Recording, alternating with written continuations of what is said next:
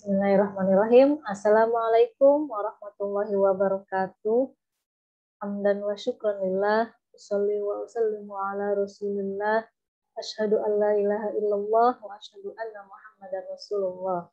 Raditu billahi rabba wa bil islami dina wa bi muhammadin nabiyya wa rasulah. Rabbi zidni ilma warzuqni fahma bi rahmatika ya arhamar rahimin. Apa kabar anak-anakku kelas 11?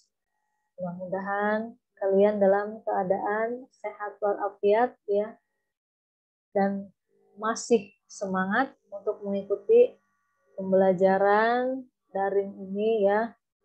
Mudah-mudahan dengan kesehatan yang Allah berikan pada kalian itu dapat memudahkan kalian untuk menerima materi yang diberikan oleh guru-guru.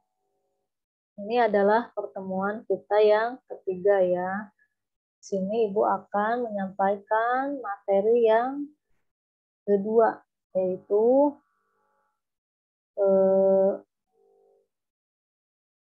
materi tentang Al-Quran Surat Al-Ma'idah ayat 48, tentang memaksimalkan potensi.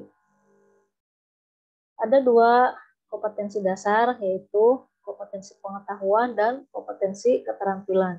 Untuk kompetensi dasar pengetahuan yaitu menganalisis makna dari Al-Quran Surat Al-Ma'idah ayat 48. Kemudian untuk kompetensi dasar keterampilan, di sini ada membaca, kemudian mendemonstrasikan hafalan Al-Quran Surat Al-Ma'idah ayat 48, kemudian menyajikan keterkaitan antara perintah kompetensi dalam kebaikan dengan kepatuhan terhadap ketentuan Allah sesuai dengan pesan dari Al-Quran Surat Al-Ma'idah ayat 48, kemudian Surat An-Nisa ayat 59, dan Al-Quran Surat At-Taubah ayat 105. Ini sudah ada potongan dari Surat Al-Ma'idah ayat 48. Aku akan coba membacakan ya ayat ini. Coba kalian lihat dan dengar dengan sebaik-baiknya ya. A'udzu billahi minasyaitonir rajim. Bismillahirrahmanirrahim. Wa anzalna ilaikal kitaba bil haqqi musaddiqan lima baina yadayhi minal kitabi wa muhaiminan alaihi fahkum bainahum bima anzalallahu wa la tattabi' ahwa'ahum amma ja'aka minal haqq likullin ja'alna minkum syir'atan wa minhaja walau syaa Allahu laja'alakum ummatan wahidatan walakin liyabluwakum fima atakum fastabiqul khairat ilallahi marji'ukum jami'an fayunabbi'ukum bima kuntum fihi takhtalifun. Yang artinya, dan kami telah menurunkan kitab Al-Quran kepadamu Muhammad dengan membawa kebenaran yang membenarkan kitab-kitab yang diturunkan sebelumnya dan menjaganya. Maka putuskanlah perkara mereka menurut apa yang diturunkan Allah, dan janganlah engkau mengikuti keinginan mereka dengan meninggalkan kebenaran yang telah datang kepadamu. Untuk setiap umat di antara kamu, kami berikan aturan dan jalan yang terang. Kalau Allah menghendaki, niscaya kamu dijadikannya satu umat saja. Tetapi Allah hendak menguji kamu terhadap karunia yang telah diberikannya kepadamu. Maka berlomba-lombalah berbuat kebajikan. Hanya kepada Allah kamu semua kembali, lalu diberitahukannya kepadamu terhadap apa yang dahulu kamu perselisihkan. Ini Ibu akan coba mengkaji bacaan atau tajwidnya. Perhatikan baik-baik ya. Bismillahirrahmanirrahim. Wa anzalna. Nah, di sini ada nun mati menghadapi huruf zai. Ini hukum bacaannya ikhfa. Wa anzalna ilaika. Nah, di sini ini ada mad jaiz munfasil. Mad jaiz munfasil itu hukum bacaannya boleh 2 harkat, boleh juga 6 harkat. Perhatikan baik-baik ya. Ini adalah contoh dari mad jaiz munfasil. Wa anzalna ilaikal kitaba bil haqqi musaddiqal lima. Sini ada tanwin menghadapi huruf apa? Huruf lam ya. Ini bacaannya adalah atau hukum bacanya adalah idgham bila gunnah. Musaddiqan lima baina yadayhi minal kitab wa muhaiminan alaih wa muhaiminan. Nah, ada tanwin menghadapi huruf ain. Ini dibacanya jelas karena hukum bacanya yaitu izhar ya. Wa muhaiminan alaihi fahkum bainahum bima fahkum bainahum bima. Sini ada memati menghadapi huruf ba. Ini hukum bacanya adalah ikhfa syafawi, dibacanya 2 harkat ya. Jadi supaya ada perbedaan antara ikhfa syafawi dengan izhar. Ini jadi di dengungkan ya, dilembutkan huruf mimnya kepada huruf ba. Fahkum bainahum bima. Di sini ada mad jaiz. Sama ya. Mad jaiz munfasil. Bima anzalallahu wa la tattabi' ahwa. Sini ada mad wajib. Nah, kalau yang seperti ini bentuknya itu disebutnya mad wajib muttasil. Kalau ini mad jaiz ini adalah mad wajib muttasil. Kalau mad wajib muttasil itu hukumnya harus 6 harkat ya. Panjangnya harus 6 harkat wajib. Wala tattabi' ahwa abun amma ja'a. Ini juga sama mad wajib. Amma ja'aka minal haqq. Ini ada alif lam komariah ya. Alif lam menghadapi huruf ha. Minal haqq. Hurufnya hukum bacaannya alif lam komariah. Likulling, nah, sini ada ikhfa ya. Tanwin menghadapi huruf ja, bacanya ikhfa. Sama. Likulling ja'alna minkum syir'atan. Minkum selain ini ada ikhfa juga, ini ada izhar ya. Izhar syafawi, huruf mim mati menghadapi huruf sya. Minkum syir'atau wa minhaja. Syir'atau, ada tanwin menghadapi huruf waw. Ini disebutnya idgham bi gunnah. Walau syaa, ini juga mad wajib ya.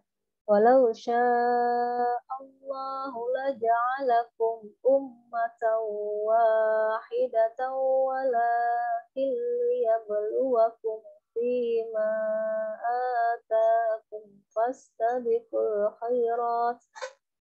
Ilallahi marji'ukum jami'an fayunabbi'ukum bima kuntum fihi takhtalifun. Ini ada mad arid disukun. Kita ke arti kata ya. Wa anzalna ilaika, dan kami telah menurunkan kepadamu Muhammad al-kitaba, kitab atau Al-Quran bil haqqi, dengan membawa kebenaran, musaddiqon, yang membenarkan lima terhadap apa kitab-kitab baina yadaihi, di antaranya minal kitab, dari kitab-kitab, wa muhaiminan dan menjaganya alaihi kepadanya. Fahkum maka putuskanlah bainahum perkara di antara mereka bima anzalallahu menurut apa yang diturunkan Allah, wala tattabi' dan janganlah engkau mengikuti ahwa'ahum keinginan mereka. Minkum darimu syir'atan aturan wa minhaja dan jalan yang terang. Walau sya'allahu dan kalau Allah menghendaki aja'alakum niscaya kamu jadikan ummatan wahidatan satu umat saja. Walakin akan tetapi liyabluwakum Allah hendak mengujimu fima atakum terhadap apa yang diberikan kepadamu. Fastabiqul khairat maka berlomba-lombalah dalam kebaikan. Ilallahi marji'ukum kepada Allah lah tempat kamu kembali jami'an semuanya. Fayunabbi'ukum lalu diberitahukannya kepada kamu. Untuk kandungan ayat ya, ini yang pertama Allah menciptakan manusia beragam macam. Hanya saja untuk menguji mereka serta memberi kesempatan agar berlomba-lomba dalam kebaikan. Setiap umat tentu memiliki hukum dan syariat yang berbeda-beda sesuai dengan kondisi hidup dan masa mereka. Namun secara akidah tujuan sama yaitu untuk bertauhid kepada Allah. Al-Quran merupakan kitab yang benar dan tidak ada keraguan di dalamnya, sehingga ia bisa membenarkan kitab-kitab sebelumnya. Sebab kitab sebelumnya sudah tidak otentik lagi karena sudah banyak yang dirubah oleh tangan manusia. Seluruh umat yang Allah ciptakan akan kembali lagi kepadanya, sehingga mereka semua akan mendapatkan balasan terhadap apa yang sudah dikerjakan di dunia. Kemudian, ayat ini pula mengajak kita semua agar senantiasa berkompetisi atau berlomba-lomba dalam kebaikan. Jadi gini ya, Al-Quran itu merupakan kitab samawi yang terakhir, ya, yang mencakup kebenaran atas kitab-kitab yang sebelumnya. Jadi kita ini sebagai umat Nabi Muhammad ya. Sebelum kita itu ada umat-umat Nabi yang lain yang juga mempunyai kitab suci. Nah, dalam perjalanannya dari masa ke masa, dari umat ke umat itu, tentunya manusianya itu Allah menciptakannya dengan beragam macam, seperti itu ya, dengan kitab yang berbeda, ya. Syariat yang harus dijalankan oleh umatnya dari masa ke masa, dari kitab ke kitab itu jalannya berbeda. Namun landasannya sama, yaitu apa? Untuk beribadah kepada Allah. Seperti itu ya.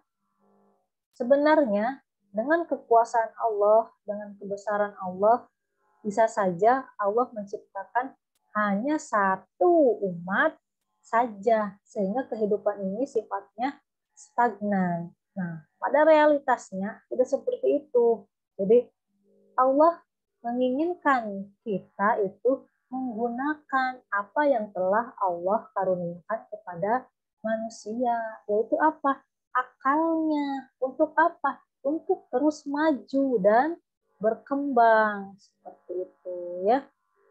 Nah, walaupun dari umat ke umat, dari kitab ke kitab itu memiliki jalan dan syariatnya masing-masing, namun semua memiliki landasan yang sama akidahnya, yaitu untuk bertauhid kepada Allah.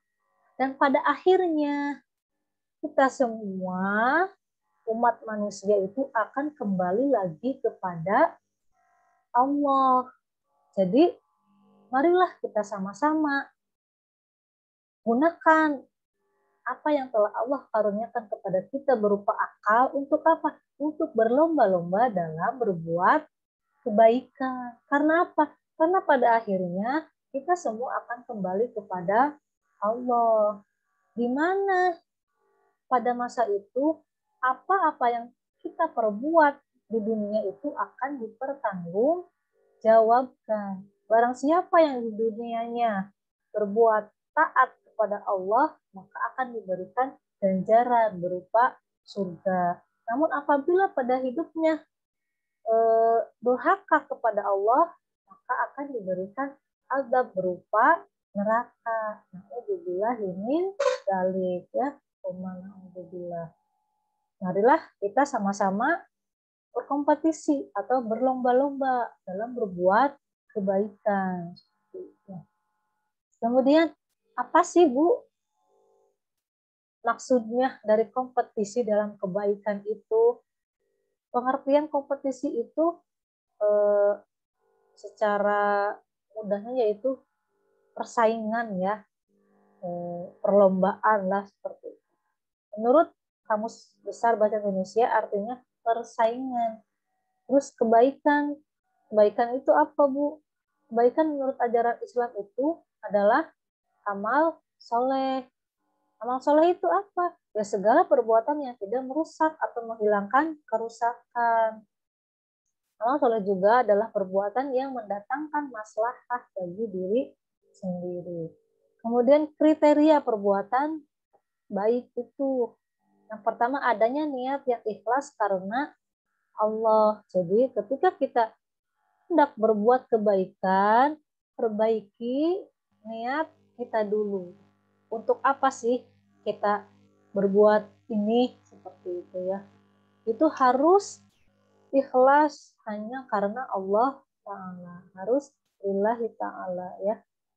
Kemudian harus benar dalam melaksanakannya sebagaimana yang telah ditentukan Allah Subhanahu wa Ta'ala dan Rasulnya. Jadi ketika kita hendak berbuat kebaikan, misalnya sholat ya, ketika kita hendak sholat, nah sholatlah sebagaimana yang telah Allah tentukan. Ada aturan-aturannya, ya. Tidak semata-mata kita sholat Allahu Akbar, ruku, sujud, tapi itu ada aturan-aturannya. Ada tata cara yang harus dilakukan seperti itu ya. Mulai dari bacaannya atau dari syarat sahnya seperti itu dan lain-lain. Itu harus berdasarkan yang telah ditentukan oleh Allah dan Rasulnya. Jadi harus tetap dengan ilmunya juga seperti itu. Kemudian tujuannya hanya untuk mencari ridho Allah, tidak dengan tujuan yang lain-lain ya. Tidak misalkan saya berbuat baik sholat berjamaah, tujuannya apa? Agar dilihat oleh guru. Supaya apa? Supaya nilainya baik. Nah itu jangan seperti itu ya. Jadi perbaiki niat kita, kemudian tujuan kita ya seperti ini. Niatkan lillahi ta'ala, tujuannya untuk apa? Untuk mencari ridho dari Allah Subhanahu wa Ta'ala. Kemudian apa saja sih Bu perbuatan amal soleh itu? Nah di sini ada beberapa ya contoh dari perbuatan baik. Yang pertama yaitu yang berkaitan dengan Allah Subhanahu wa Ta'ala. Apa? Ya contohnya model beribadah ya seperti tadi, taat kepada Allah, menjalankan perintah Allah, menjauhi larangan Allah. Nah itu termasuk pada perbuatan amal soleh. Terus yang berkaitan dengan diri sendiri banyak ya, misalnya membersihkan diri, mandi ya, kemudian olahraga yang teratur, kemudian makan makanan yang bergizi dan teratur, itu termasuk perbuatan baik untuk diri sendiri ya. Kemudian yang berkaitan dengan sesama manusia, hablum minannas apa? Ini banyak contohnya ya. Seperti saling tolong menolong, kemudian mengingatkan dalam hal kebaikan, itu ya, dan lain-lain. Terus perbuatan baik atau amal soleh yang berkaitan dengan lingkungan. Dengan lingkungan apa? Contohnya seperti kebersihan ya, atau juga keamanan, kebersihan. Misal kita tidak membuang sampah sembarangan ya. Kita sedang naik mobil, dalam mobil sedang makan, sedang ngemil seperti itu. Sampahnya dibuang ke jalan lung begitunya pina jandela. Nah, itu tidak boleh ya. Hanya sediakan tempat sampah di dalam mobil. Kita sedang di sekolah yang habis jajan itu sampahnya dibuang ke tempat sampah. Terus apa sih Bu keuntungannya kalau kita berbuat kebaikan? Yang pertama yaitu dianugerahi kehidupan yang baik, kemudian memiliki rasa sayang, memperoleh pahala yang besar, memperoleh kekuasaan atau kesuksesan di muka bumi, memperoleh ampunan, memperoleh jalan keluar atas permasalahan yang dihadapi, mendapatkan tempat yang baik di akhirat, dan memperoleh petunjuk dari Allah Subhanahu wa Ta'ala. Nah, ini saja mungkin yang dapat Ibu sampaikan. Mohon maaf apabila ada kesalahan. Mudah-mudahan apa-apa yang Ibu sampaikan dapat kalian terima dengan baik. Mudah-mudahan juga bermanfaat untuk kita semua. Apalagi ya, tentunya masih banyak kekurangan ya. Kita sama-sama belajar. Kalian juga silahkan dibaca lagi materinya ya. Bisa cari di buku paket untuk menambah pengetahuan seperti itu ya. Pesan Ibu tetap semangat belajar dari rumah, tetap ikuti aturan-aturan dari sekolah yang sudah ditentukan seperti itu ya. Ikuti setiap pelajaran materi yang disampaikan oleh guru-guru seperti isi kandungan dari ayat barusan ya. Berlomba-lombalah dalam kebaikan. Jadi kita itu harus iri ya. Iri apa? Iri melihat kebaikan orang lain. Lihat orang lain belajarnya rajin. Kita harus iri. Kok bisa ya dia belajarnya rajin? Saya juga harus bisa. Kenapa orang lain bisa, saya nggak bisa? Seperti itu. Kok orang lain prestasinya bagus ya? Gimana sih caranya? Kita ulik ya. Jadi saling mengejar dalam hal kebaikan seperti itu ya. Jangan saling mengejar dalam hal gaya saja seperti dia kok good looking ya, bajunya bagus ya, kekinian banget. Kita merangik-rangik minta ke orang tua, minta dibelikan baju yang kekinian. Nah, itu tidak seperti itu ya, tapi berlomba-lomba dalam hal kebaikan. Kalian sebagai pelajar silahkan aturi ya, laksanakan tugas-tugas kalian sebagai pelajar ya. Patuhi segala peraturan yang ada di sekolah. Kemudian berkompetisilah dalam hal-hal kebaikan. Seperti itu ya. Mungkin itu saja yang dapat saya sampaikan. Tetap dijaga semangat belajarnya, jaga juga kesehatannya. Jangan lupa juga berdoa kepada Allah Subhanahu wa Ta'ala. Mudah-mudahan kita semua tetap diberikan kesehatan ya, agar kita bisa terus melaksanakan pembelajaran dengan baik ya. Saja yang Ibu sampaikan. Mohon maaf apabila ada kekurangan. Allahumma muwaffiq ila aqwamit thoriq. Wassalamualaikum warahmatullahi wabarakatuh.